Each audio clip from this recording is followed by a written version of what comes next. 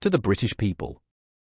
Who would have imagined that only 12 months after Keir Starmer took office, his government would be teetering on the edge of collapse? Civil servants are protesting, MPs are rebelling, economic promises are crumbling, and secretive corporate-funded parties are raising eyebrows across Westminster.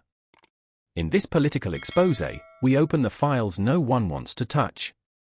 From the rebellion inside Angela Rayner's department to Rachel Reeves's fantasy economy being torn apart by the Bank of England, all the way to scandals shaking the foundations of Labour's credibility under Starmer.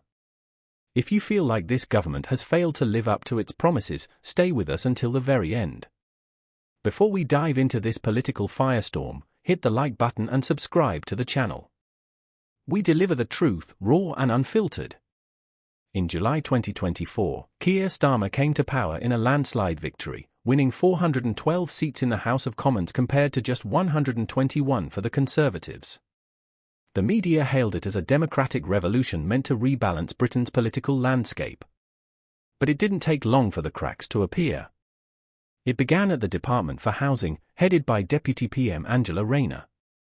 In June 2025, civil servants launched a work-to-rule protest over the forced return to office working, the closure of 6 regional offices, and the scrapping of location-neutral contracts.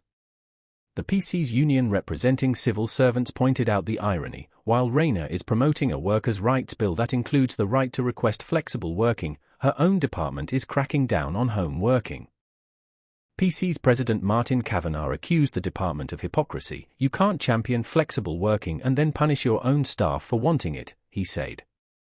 He added that staff were evicted from offices before leases had even expired, a sign of chaotic management. Meanwhile, on the economic front, Chancellor Rachel Reeves faced brutal scrutiny.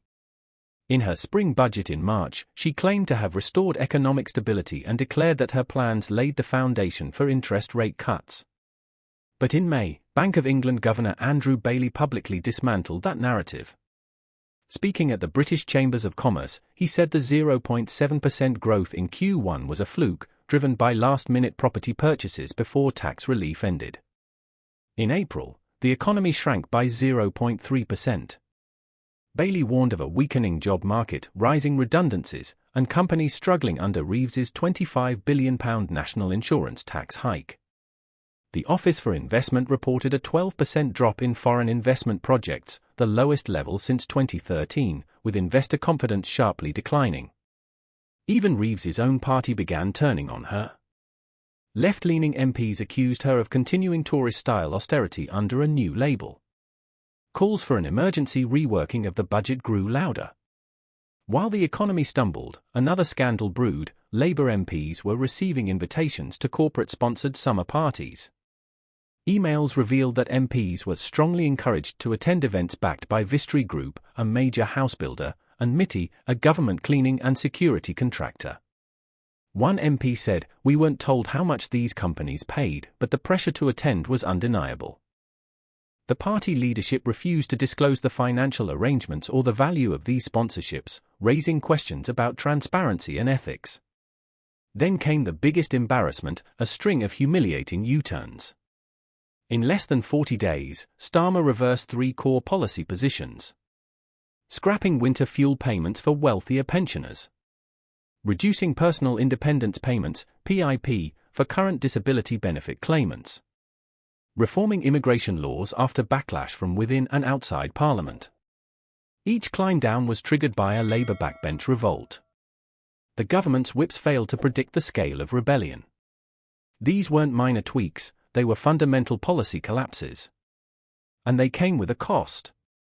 The Resolution Foundation estimates that reversing the PIP changes and freezing health-related universal credit support will cost the Treasury around £3 billion. That's money Reeves doesn't have. She's already facing a £20 billion black hole, and economic growth is lagging behind OBR forecasts. Productivity is stalling. Meanwhile, voters are losing faith. A mid-June YouGov poll showed support for Labour falling from 61% in January to just 39%.